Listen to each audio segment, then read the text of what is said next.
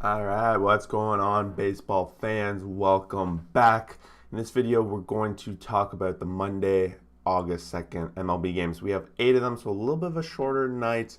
Just going to jump into it, not too much news off the top to talk about today. Before I do, please jump down there, join the community, subscribe to the channel. We do these recap videos every single day. We also do fun videos throughout the week and a power rankings every Sunday, so make sure you check those videos out. Otherwise, let's jump into it. We're going to kick things off with Cleveland, Toronto Blue Jays. Indians win this one 5-2. Blue Jays were out there early playing on the Monday as it was a holiday up in Canada. So, of course, they're out there early, and they did disappoint their fans. Unfortunately, their first loss at home since moving back to the Sky Dome / Rogers Center. Cleveland was out 2-0 early in this one after a couple runs off of Robbie Ray, and then it was Vladimir Guerrero Jr. hitting his 34th home run of the season, a 2-run bomb in the 6th, which tied it up and kept the Jays in this game. They had trouble scoring runs today. 6 hits on this one, and only those 2 runs. They go to extra innings because no one can score the rest of the way, and it's Jose Ramirez off of Brad Hand hitting his 23rd of the season in the top of the 10th, adding some insult to injury after they had already scored 1 run, so it's a 2-run bomb there. Brad Hand's going to get charged with the loss, his 6th loss of the season, so a little bit of concern there. Jays add Brad Hand, of course, around the trade deadline, hoping he can close in these kind of games, and you see most of their people they traded for in this game with Simber Soria as well. Morgan goes 6, 200 runs, 9 Ks for an amazing outing for Cleveland. They continue to somewhat have these guys step up. He's a young guy, 6.75 ERA though, but he managed to shut these Jays down. And Ray goes 6, 200 runs, and 4 Ks. In the no decision, and Class A comes in for that 14th save. Big win for Cleveland, playing spoiler for the Jays, who were trying to get a streak going. Phillies 7, Nationals 5. Phillies, they're playing with fire these past few days. They're now back up to 500, but they keep finding themselves in dire situations where they really have to pull through. They're not really walking away with these games. They're struggling against these teams that they really should be beating. At least they squeezed one out.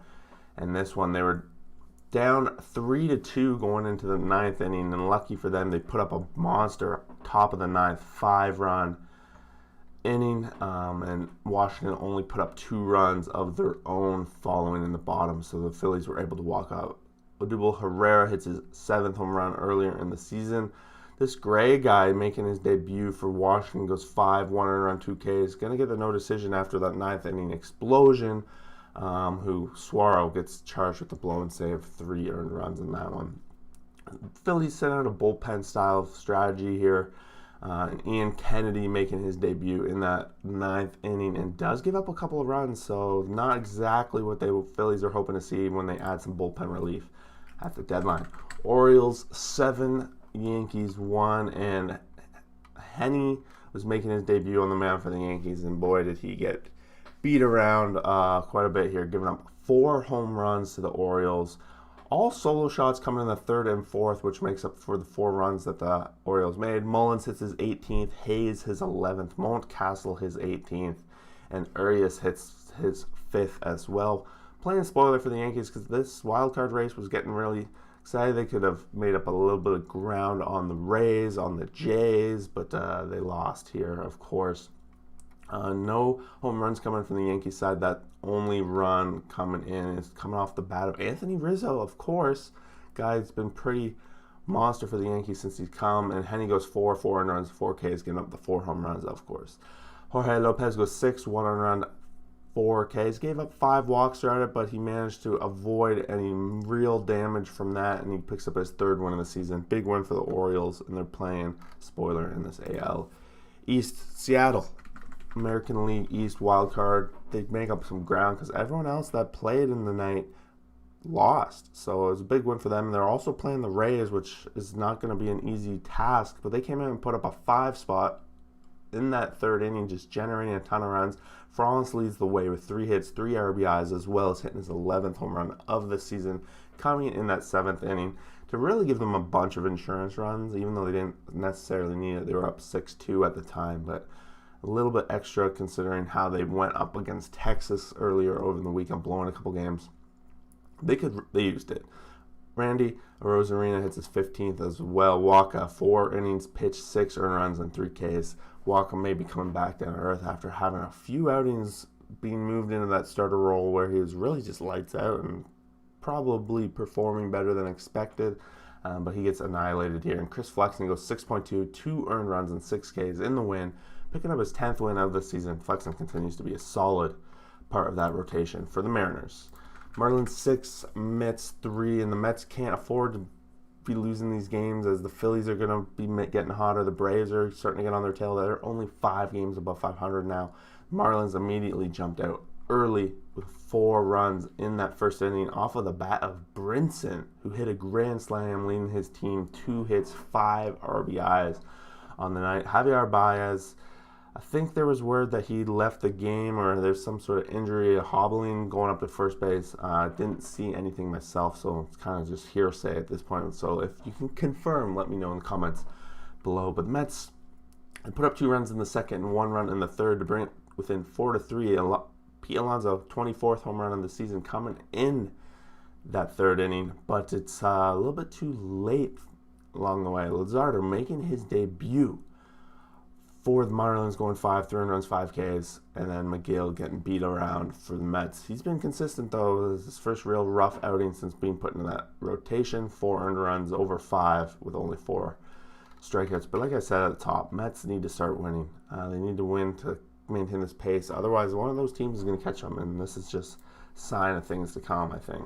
Rangers 4, Angels 1. So that's, 3 games in a row possibly for the Rangers, and this time they didn't have to walk up and off in the 9th, but they did have an early lead that the Angels took away, tied going into the 5th inning, when the Rangers put up 1 and then a couple more in the 7th. No home runs from either side. Ohtani goes over, couple of strikeouts. He's been a little quiet as of late, and of course that kind of results in the Angels now 2 games below 500 without Trout, without Ohtani doing much.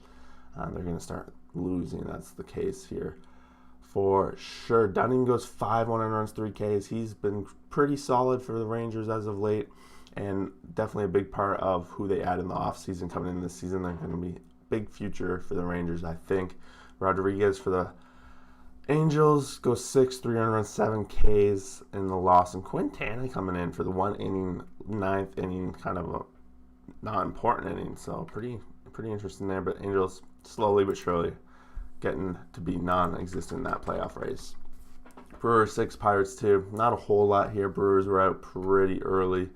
Eduardo Escobar leading the team, really. He had a triple, his 4th this season, and even a home run, his 24th. So that trade really already paying dividends for the offense of the Milwaukee Brewers. He had a 2-hit, 4 RBI nights, and they were up 6-0 before the Pirates could put up a couple of runs in the 9th, but not a lot of runway for them to do that. And it was the middle of their lineup being led by Gregory Polanco, a couple of hits, and Stallings with a couple of hits. Bryce Wilson making his debut for the Pirates, 5 innings, 1 earned run, 0 strikeouts, but a good outing for him. So a little bit of excitement coming from the Pirates with their debut of him. Lara goes 5, 0 earned runs, 3 Ks in there. And Boxberger comes in for his 4th save of the season, of course, with Hader out right now. On Axford, he was making news. He made a debut here with the Brewers as well. He went 1 out and gave up the couple of runs that the Pirates scored. He was traded from the Blue Jays for quote-unquote $1. So pretty interesting. I guess that's the kind of pitcher you get for $1. Last game of the night, Giants 11, Diamondbacks 8, and the Giants were super close letting this one get away from them. They were up 7-1 going into the bottom of the 5th, where the Diamondbacks put up a 4 spot, and then in the 7th put up a 3 spot, which tied the game, forced extras. And I know the Giants are not happy to be putting that into that position. Dickerson, 2-hit, 4 RBI night, leading his way for his team. Yastrzemski, 18th home run, Dickerson his 11th, and Flores his 14th. So the Giants continue to use the long ball to really bail them out of situations. On the other side, Reddick hits his 2nd, and Cabrera his 6th. And Desclafani, he's starting to have a little bit of struggles here. He went 4.1, 4 earned runs, 5 Ks. His ERA starting to climb, and he hasn't had a very solid outing in a couple outings now. So they're going to be looking for some of their starters to bounce back who haven't been super great as of late, but the Giants at least scraped out of this with a win. Widener goes 5 earned runs, and 7 strikeouts for them. And Aguilar is going to get charged with the loss, and Garcia is going to pick up the win after the Giants score 3 in the top of the 10th to walk away with it. And there you have it, the 8 games from August 2nd. Let me know what you guys think of the games themselves. What ones did you watch? What highlights did I possibly miss that probably should have been mentioned? I know there was a cat out there running in New York. That was pretty fun to watch. I had trouble catching that. But other than that, what else did I miss? Let me know in the comments below, and we will see you guys for that next video. Thanks. Peace.